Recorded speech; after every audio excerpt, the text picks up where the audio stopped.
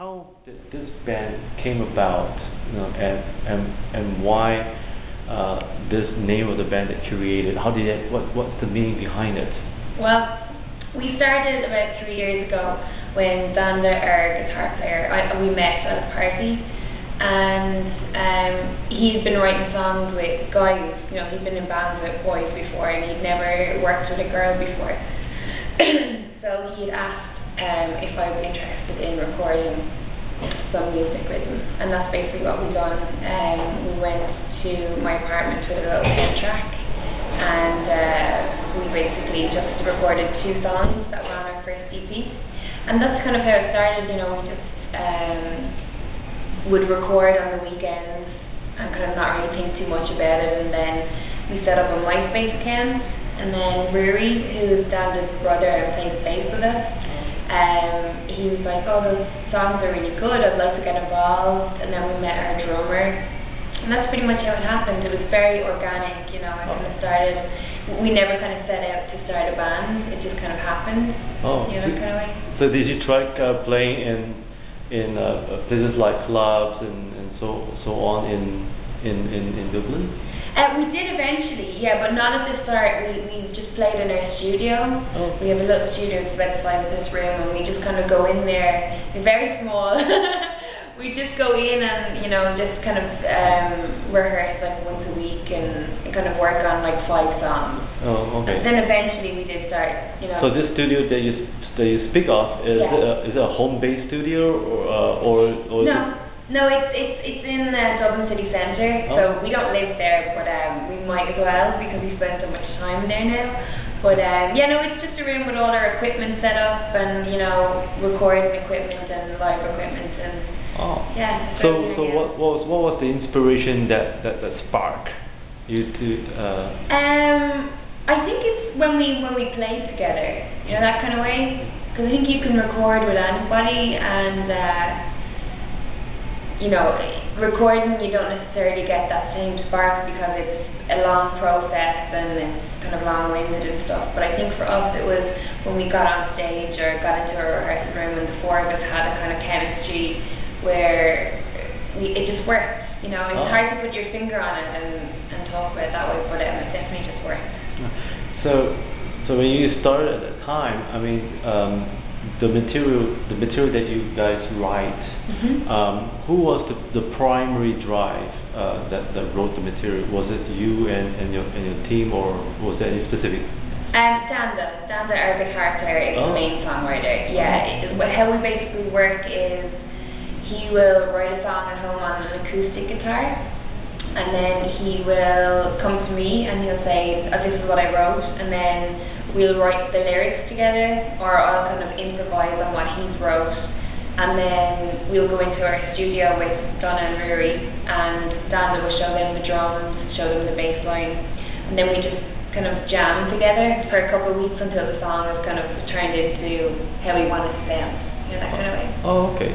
So at the same time, who was the main influence of music? When you grow up, what was the kind of music that influenced you to be a musician today? Well, I think when growing up, I mean, you can't help but be influenced by the kind of music that your parents listen to, because obviously it's around you all the time. So for me, it was bands like the Eagles and the Pogues and the Faces and the House Martins. Mom and dad music, Oh. But then slowly, I kind of started getting into metal music when I was younger, Pantera, Black Sabbath, and then slowly evolved into kind of, early 90s Britpop, Oasis, The Verve, all these kind of bands. But the 4 of us have very different musical tastes, But not you two? Oh, you too. Definitely you too. Definitely you too. How many people say that to me all the time since we've been here. It's like, you too? And I'm like, yeah, I love you too. Yeah, I always forget to mention you too, but yes, definitely. Big inspiration for me. Yeah, of course. Yes, Bono. Bono, so successful, Have you met Bono yourself yet? I haven't. No, I haven't. I've never met any of them, but he must be really famous. That is hard to get hold of. I think so. Yeah, I think so. But We've never met, but hopefully one day we will. One day you will perform with him, huh? Yeah, you never know. You never know. That opportunity is just around the corner. I would love that. So what do you think about religion? Does religion play a very important part in what you guys do? No, not necessarily. Okay. No, we're not very religious in the sense that we're all very spiritual. But religion, in Ireland, the religion is Catholic. It's predominantly Catholic. But I think as the kind of generations go on, I think it's slowly kind of, I think people are a lot more open-minded to different types of religion in Ireland now. But definitely spiritual. I'm always interested in religion, and I'm fascinated about the different types of religion that there are. But I definitely wouldn't say that it's a very kind of, we wouldn't be religious based, but spiritual. Okay. Yeah. So one of the tracks I've heard, especially the first track that you wrote, that your band wrote for you. Tell me more about it and why is it so? It was because I find it's quite in depth and it's very it spoke about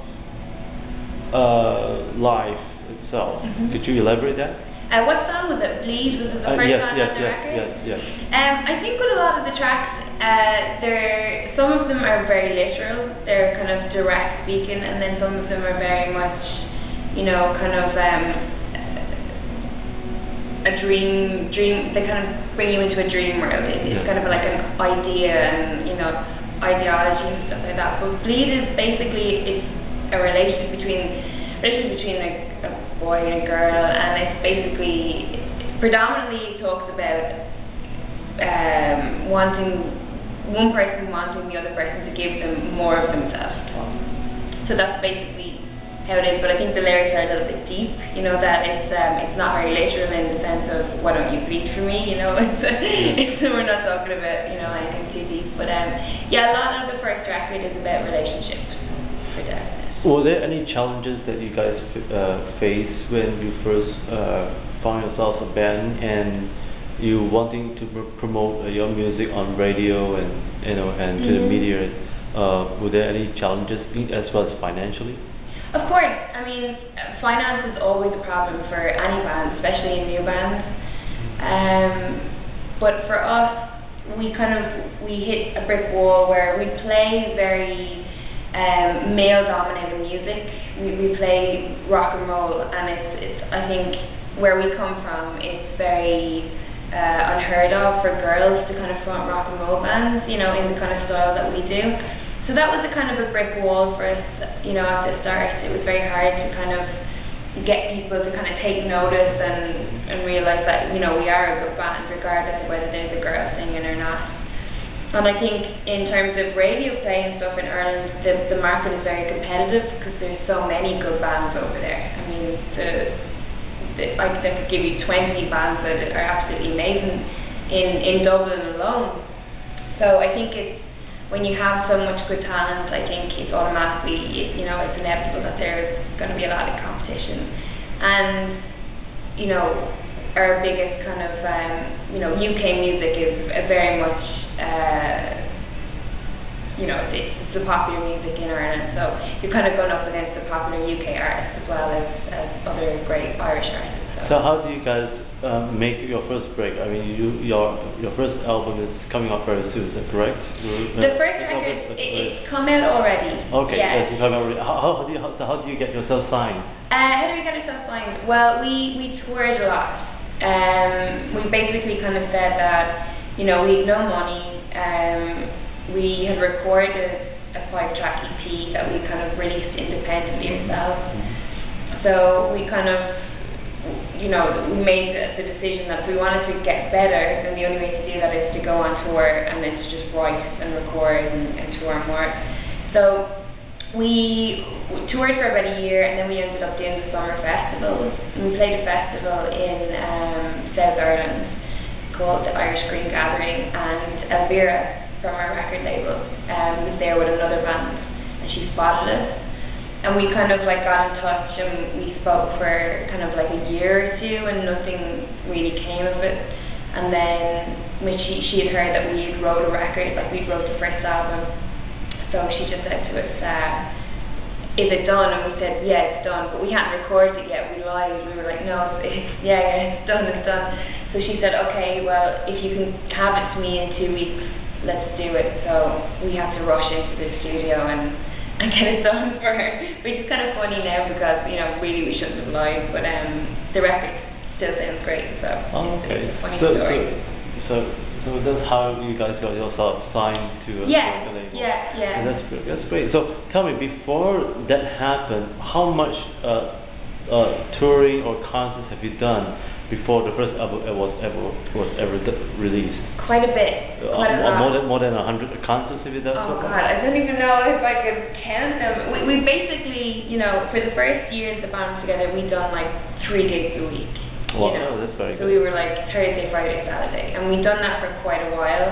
And then we went to like the UK for a week or two, or we went to America for a couple of weeks, and you know, so there's been a lot of shows. It's been very busy. The good thing about it is when we started, we've just kept going. You know, that kind of way. There's never been a break with us. Yes. We just continue to be. So, but at that time you didn't have a manager, right? No. So who was the one that does all the you know, the promotion and the sale for you? Who was the one? Was that it you? was me. Oh, that was you. Yeah, I done everything. Yeah. Oh, okay. Yeah. I done everything, and I used to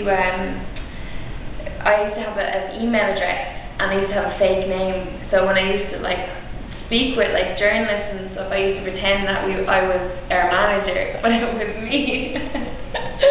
I've never told anyone that before. But, yeah, no, I used to do that, but yeah, I don't know. I found it. I wasn't very easy to be able to, you know, to set up gigs or to speak to journalists and things like that. So it was kind of natural that I just kind of do that. Great. But it's nice now that I don't have to do it anymore. Get other people to do it for me. But that's nice. Yeah. So what was the best experience so far while you were doing the gigs, you know, around the country? Were there any fights or arguments among you and as a band, you know, I'm sure. Lots. Yeah, lots. We fight all the time, but we fight and then an hour later it's forgotten about, you know, that kind of way. And I think that's something that has to be done, because when you read about all the bands that have gone before you, you know, you read about Metallica and, you know, it's been years on the road and then they just combust one day and they're like, we can't stand each other anymore. So I think for us, we've a very good relationship where we argue, we get our point across, and then we forget about it and we move on from it, you know, that kind of way. But we've definitely all fought over the years. Have you ever thought that some of your band members may get married, settle down, and you know, would that day come where your band members may say, look, you know, I have a commitment and so forth? Are you prepared for that change? It's definitely not something that I worry about, but I definitely think about it. But I mean, yeah, I think I would be devastated if that happened, if someone said, look, I just don't want to do this anymore. But I mean, you can't control people's lives, you know, people just, if that's what they want, then you have to go with it. But for me, this band is a part of me, so, you know, if anything were to happen with me, with future husbands or anything like that, they would have to come second and understand that the band comes first. Oh, of course, so, definitely. So at the moment, are you working on your second album right now? Yes, yeah. Second album is Roast. We've been in our studio in Dublin, not our rehearsal studio, but we've been in kind of a more upmarket rehearsal our studio, recording kind of professional demos. There's a couple of different record labels that are kind of looking to get involved in the second record, so we've had to kind of show them examples of kind of what the songs are going to come out like. So yeah, it's ready to go. So when we get home from Singapore, we've got some festivals in the UK and Ireland, right. And then we're going to go in and start recording the second record. And that will be the the later part of the summer, I suppose. Yeah, exactly. Yeah, I think towards September, end of August, September. I think. Okay. Yeah. And when would that second album be released? Is it next year? Next year, yeah, definitely next year. It won't be any longer than next year, but I don't know when. Yeah. But if it's next year, you should release it during the Music Matters week. Absolutely. That would be something. Yeah, I don't want to leave. I don't want to leave here, so we'll definitely have to come back. So really, we look forward to seeing you and your band next year. Thank you. And it's been a real honor. Thank you very much. And the National Critics' Choice hope to give you the award for the best newcomer, hopefully next year for the National Critics' Choice Award. Yeah. So that would be fantastic. Yeah, for Ireland. And once again, thank you. No, thank you very much.